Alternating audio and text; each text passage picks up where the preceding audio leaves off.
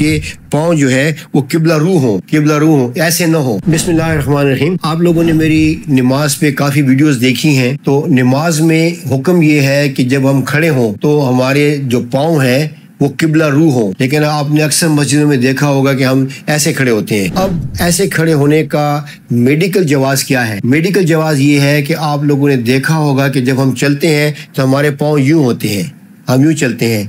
आपने किसी को नहीं देखा होगा कि यूं चले, हमेशा हम यूं चलते हैं। तो हमारा जो हिप जॉइंट है उसके इंटरनल रोटेटर और एक्सटर्नल रोटेटर जो अंदर की तरफ मसल्स को मोड़ते हैं, हमारे निचले धड़ को, निचले लोअर लिम्ब को, और एक होते हैं जो बाहर मूव करते हैं। तो अगर हमारी जिंदगी में तमाम हरकतें यूं हो, हम ऐसे न करें, फर्ज किया इंटरनल रोटेशन न हो, तो हमारे जो एक्सटर्नल रोटेटर हैं, क्योंकि यहाँ पे एक्सटर्नल रोटेटर हैं, वो हमारे पाँव को यूं करते हैं, इंटरनल रोटेटर पाँव को यूं करते हैं। तो अगर हमारा फर्ज किया कि हम किबला रू नहीं होते, और किबला रू हम कम से कम 30 से 40 मिनट तक खड़े होते हैं, 5 नमाजों में, 6 नमाजों में, 7 नमाजों में, 8 नमाजों में, दिन में 6, 7, 8 नमाजें हो जाती हैं। तो हमारे अगर पाँव यूं होंगे, ऐसे ना हो, ऐसे होंगे, तो हमारे जो एक्सटर्नल रोटेटर्स हैं, जो हमारे पाँव को, हमारे लोअर लिम्ब को यूं मूव करते हैं, वो हरकत करेंगे। अगर फर्ज किया कि हम ऐसे ही रहें तो हमारे ये जो एक्सटर्नल रोटेटर हैं ये स्टिफ हो जाते हैं, और हमारे जो एक्सटर्नल रोटेटर हैं वो स्ट्रेच हो जाते हैं।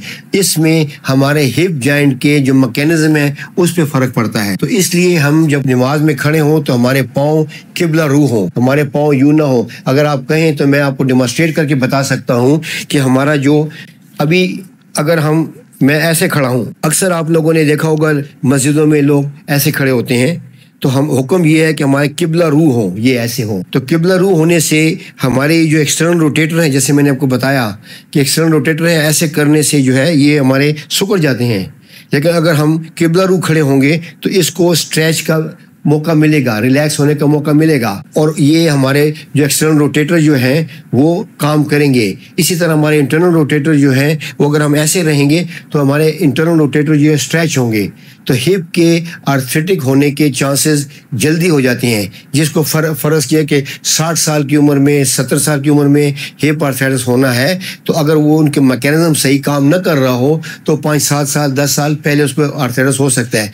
तो इसलिए मेरी गुजारिश है कि जब आप कयाम में खड़े हों तो आपके पाँव जो है वो किबला रू हो, ऐसे ना हो, ठीक है, किबला रू हो और ऐसे हो। उम्मीद है कि आपको समझ आ गया होगा। इससे अगली वीडियो में मैं ये बताऊंगा कि हम जब खड़े होते हैं, स्टिल खड़े होने के क्या फ़ायदे हैं। अल्लाह हाफ़िज़।